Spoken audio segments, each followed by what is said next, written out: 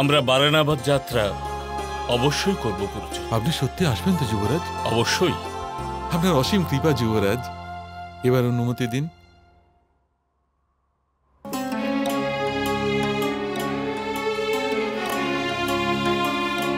সহসা তুমি বারানাবত যাত্রা করার নির্ণয় কেন নিলে যুধিষ্ঠির? আমাকে হস্তিনাপুরের গুণ অপগুণের পরীক্ষণ করতে হবে। নিকটে থাকলাম, এবার কিছু সময়ের জন্য দূরে থেকে আমায় নিরীক্ষণ করতে হবে।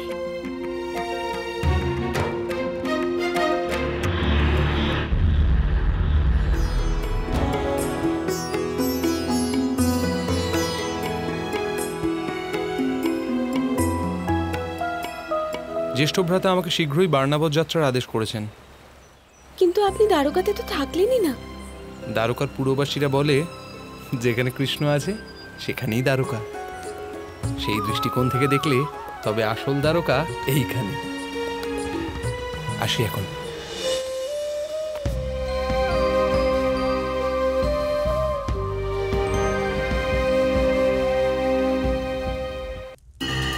বারানবতে পুরোচন যে ভবনে নির্মাণ করেছে, লাক্ষা, কাপাস, পশুর চর্ম, ঘৃত আর শুষ্ক তৃণ, সমস্ত চলনশীল পদার্থ দিয়ে নির্মিত।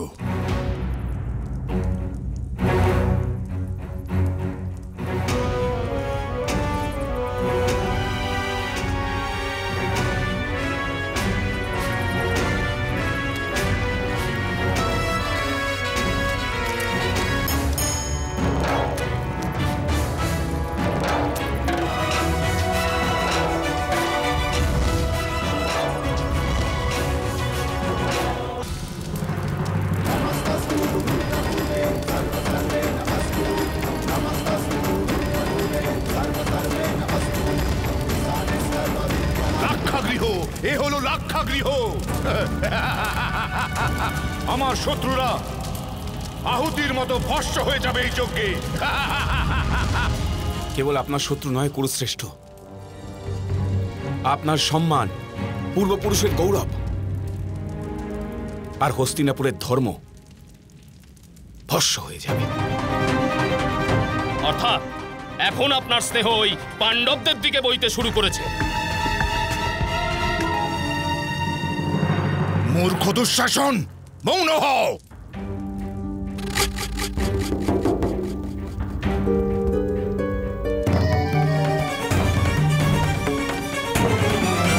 মিত্রকর্ণ, তোমার সুখের গুরুত্ব আমার জন্য অধিক। আমি ছলনার বিরুদ্ধে, যুদ্ধের বিরুদ্ধে নই। আমি যুদ্ধ যুদ্ধ কার সঙ্গে করব আমি?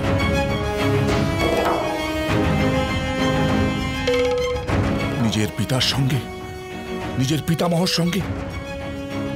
হয় আমাকে অধর্ম করতে হবে, না হলে আমাকে আমার অধিকার ত্যাগ করতে হবে।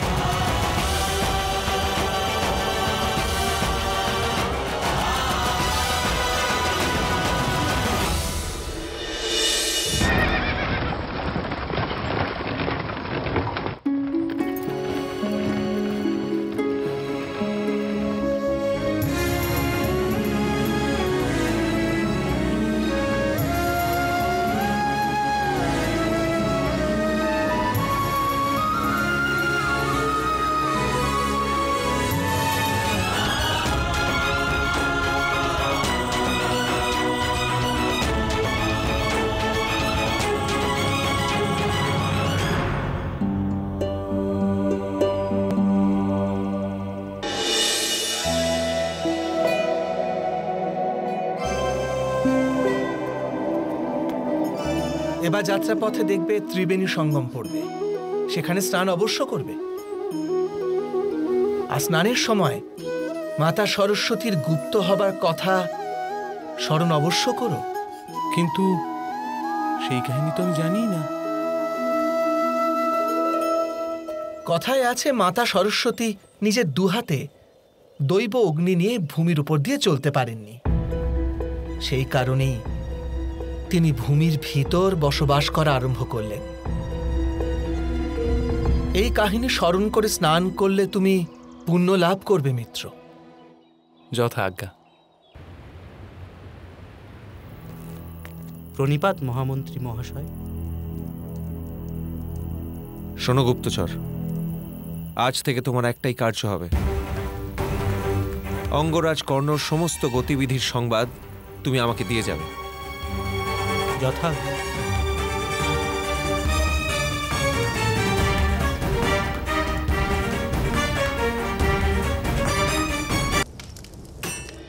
মন্দিরের স্তম্ভ চূর্ণ হলেও ক্ষোভ হয় না, কিন্তু যখন গর্ভগৃহের মূর্তি খণ্ডিত হয় তা অধর্ম হয় পিতাশ্রী। সেই অগ্নিতেই দগ্ধ হচ্ছে আমার অন্তর।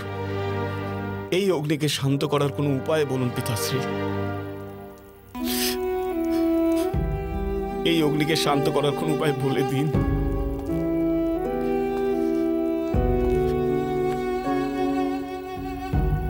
এই প্রার্থনাই করো যেন দুর্যোধনের পরিকল্পনা বিফল হয়, তোমার মিত্রও যেন রক্ষা পায় পাপ থেকে, আর তুমিও রক্ষা পাও।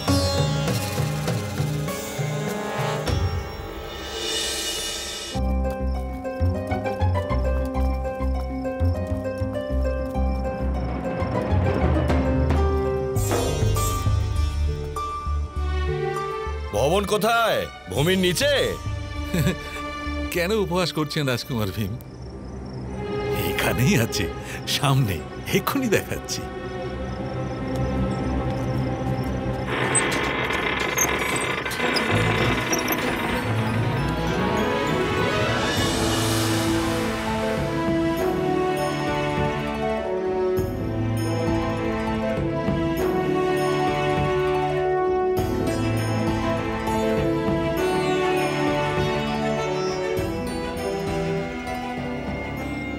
পুরোচন, প্রবেশের পূর্বে দ্বারে প্রদীপ জ্বালাতে হবে। নিশ্চয় মহারানী। আসুন মহারানী, প্রবেশ করুন। আসুন যুবরাজ, ভেতরে আসুন।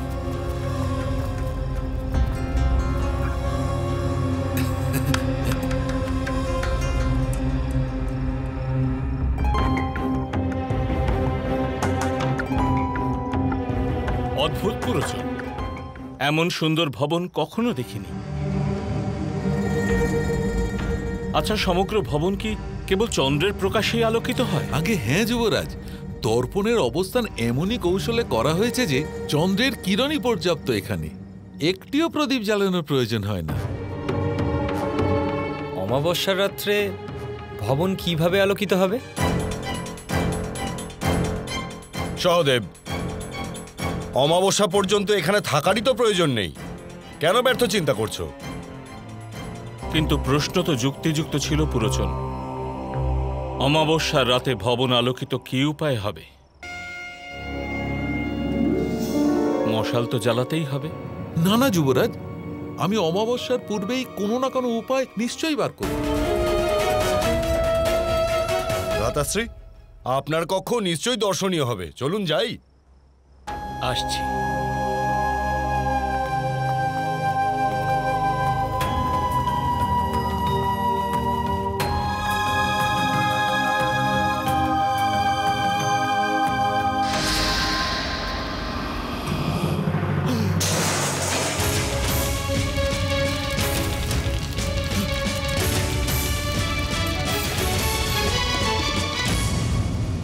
পুরোচনকে কি বলতে ভুলে গেছি ওই প্রদীপ কোথায় স্থাপন করতে হবে?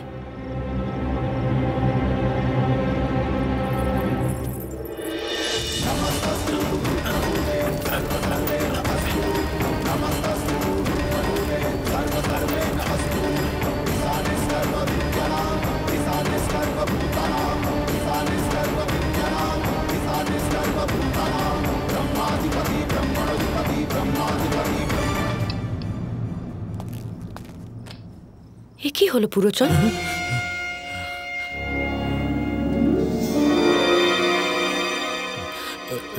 ক্ষমা করবেন মহারানী, প্রদীপ হাত থেকে পড়ে গেল। এ তো অতি অশুভ সংকেত পুরোজন। এবার প্রদীপ আবার জ্বালিয়ে দ্বারের কাছে স্থাপিত করো। যথা আজ্ঞা মহারানী।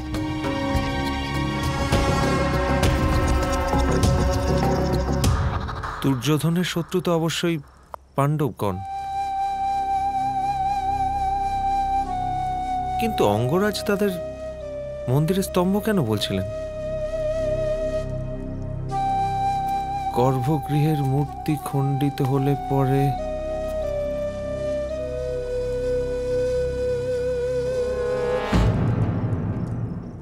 ও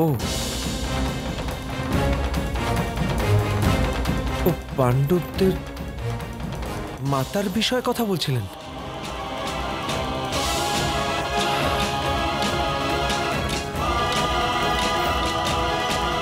অবশ্যই দুর্যোধন বারানাবতে বধূমাতার পঞ্চপাণ্ডবের হত্যার পরিকল্পনা করছে। শীঘ্রই তাতশ্রীকে এই বার্তা দিতে হবে। বারণাবর্তে পাণ্ডবদের পরিবারের সব চিহ্ন মুছে যাবে। আশ্চর্য, এ কেন এত ছটফট করছে?